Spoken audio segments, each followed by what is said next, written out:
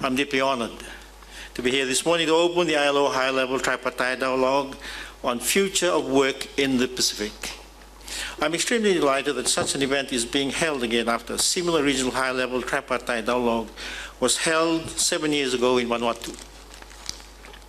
As Fiji's President Head of State, I wish to extend a very warm welcome and a special welcome to all our visitors. And despite the wet weather, I was told that I brought the good weather. No, you did. We've had some very gloomy days over the last couple of days, a lot of rain, but it's so nice to see the sun shining. You brought the good weather, not me. I hope that you will still be able to take time to enjoy Fiji's hospitality after your 2 days here, before you return home. As Pacific Island countries, discussions on the future of work in the Pacific is important for us to be able to add our voice to the international agenda on transformational changes in the world of work. To understand these changes and to effectively address our commitments to decent work and achieving social justice. We can, as a region, identify with each other in terms of common significant challenges in the world of work due to our land and population sizes, our geographical dispositions, our major markets, our natural hazards, including especially the impacts of climate change. Very important and topical issue.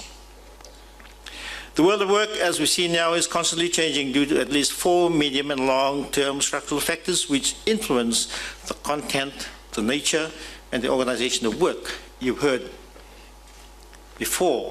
Please allow me to remind again. These changes include the demographic evolution, globalization, economic, and technological crisis, particularly the digital revolution.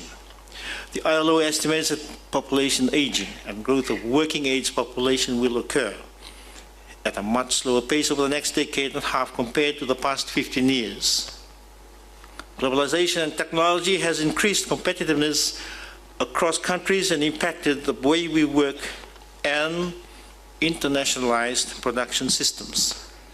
These development changes test our traditional understanding of jobs, workplaces, terms of employment, and safety nets such as pension schemes.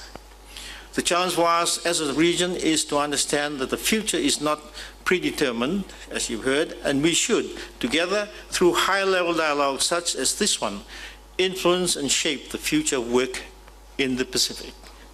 It is important for governments, employers' representatives, and workers' representatives to use this forum to express your views and engage in as much dialogue as is needed. The ILO has led the way by conducting studies and dialogues globally and will use these results to understand the future of work, and we should thank the work that has been done to date. The current future of work dialogue over the next 2 days is an opportunity for us as Pacific Island nations to have our say and to contribute as a region to the global discussions on the future of work, which will be further deliberated in June at the International Labour Conference in Geneva. I wish you well on that occasion, ma'am. Your discussions will also contribute to the future of work initiatives by the ILO that will culminate at the Centennial International Labour Conference in 2019. The ILO is also addressing the future of work through interventions in cross-cutting issues such as gender, women, youth, disabled persons, and extending social protection and social dialogue with the tripartite constituents, governments, employers, and workers. At the core of the consideration of future work is also our contribution to the Sustainable Development Agenda. Goal number 8 is pertinent to our discussions as it refers to promoting inclusive and sustainable economic growth, employment, and decent work for all. In fact, with employment cross-cutting in most of the Sustainable Development Goals, the future of work discussions over the next 2 days will become even more critical as we share and learn from each other about our current challenges and strengths and collectively map out future programs for the region. The current focus by ILO on the future of work is on 4 major areas. You've heard this, and these include work and society, decent jobs, organization of work and production, and governance of work. The global pace in which the world of work is transforming can affect the known connections between work, personal work development, and community participation. This is more so given our geographical and demographical composition in the Pacific. Among the many questions we need to ask ourselves is how will we manage these changes as a region? I say again, how will we manage these changes as a region? Innovation and technology is also transforming economies and societies and consequently impacting the nature and organization of work. Technological innovations, structural transformation, economic development, and social change are all linked to shape the future of work.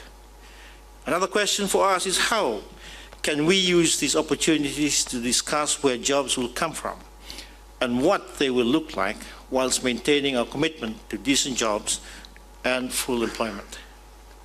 Yet another consideration for us as Pacific Island nations is to discuss governance structures to effectively regulate work, to examine existing norms and institutions and carve out programs where there is a need to create new forms of regulation to address current or future governance challenges. These 2 days of deliberations on the future of work in the Pacific is an opportunity to discuss and map out the future of work we envisage for our Pacific Islands, for our youth and for our children. This is a very progressive and futuristic approach, and I thank the ILO for this initiative. I also wish to convey my best wishes for fruitful and engaging dialogue to enable us, as a Pacific family, to contribute to the global discussion and programs on the future of work for the Pacific. And I take great pleasure in declaring our meeting open. Thank you. Nawa levu. May God bless you all.